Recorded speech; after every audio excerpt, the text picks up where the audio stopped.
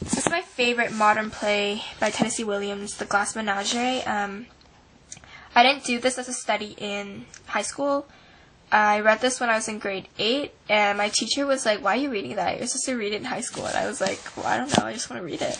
So, yeah, it's one of my favorite modern plays. We're doing another modern play this year. I hope it's good. I don't know. Deep and Meaningful Diaries from Planet Janet. This is another guilty pleasure of mine. I read this so many times. When I first got it in grade 8, I think. And I read it so many times. It's so funny. It's basically you're reading a diary about a really rich, not rich, actually not rich at all. A really spoiled, a spoiled girl. You're reading a spoiled girl's diary, and she basically goes through this like dark phase, and she's into like I don't know, kind of like goth culture and stuff.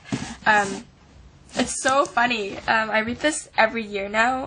I've limited myself now, just so I can look forward to it. I read this every year at the end of the year when it's close to exams. Yeah. Pride and Prejudice and Zombies. Haven't read this yet, but I'm reading Pride and Prejudice right now in school as a class novel. So when I finish that, I'll read this. I tried reading this. I didn't like it. I don't know. I don't like zombies, so. Julie and Julia by Julie Powell. This is Julie Powell's story on how she cooked her way through Julia Child's cookbook, and how like she got fame because of that, and yeah.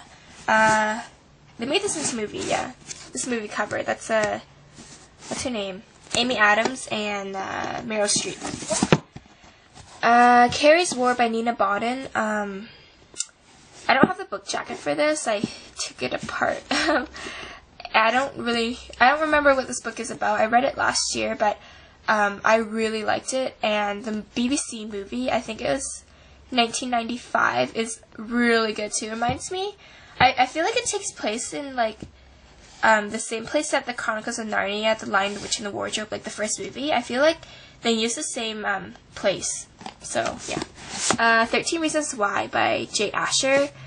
If you're suicidal, or you've like thought of suicide, or you know you've been really hurt, or you know someone who could potentially like hurt themselves, read this book, or like recommend this book to them. I think it would like really open your eyes to like what goes on behind like a smile, or behind like I'm okay, or I'm fine. Like, yeah, this book, okay,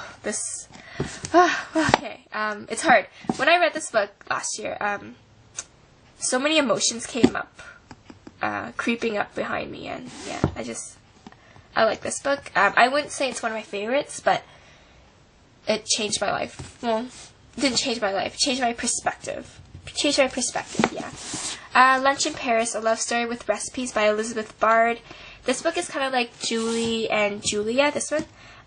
It basically like tells her life of how Elizabeth Bard, it's like her autobiography, how she went to Paris. She met a guy who's like her husband now. Yeah, her husband now. She fell in love with him, and she cooked a bunch of French food, and she lived the French lifestyle, and it just comes with recipes inside. It's so good.